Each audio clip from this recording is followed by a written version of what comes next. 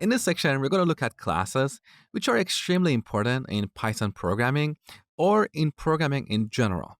So let's start with an example. I'm going to define a list of numbers like this. Now, you have learned that when we use the dot notation, we get access to all these functions, or more accurately, methods in list objects. So every list object in Python has these methods. Now, wouldn't that be nice if we could create an object like shopping cart, and this object would have methods like add, remove, get total, like this.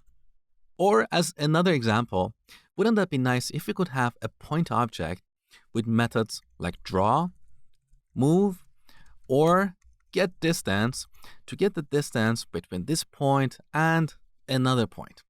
That's when classes come to the rescue. So a class is a blueprint for creating new objects.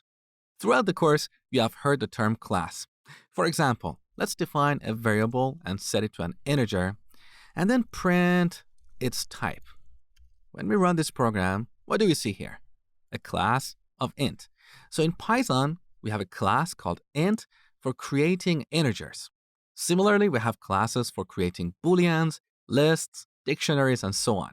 So every object that we have in Python is created using a class, which is a blueprint for creating objects of that type.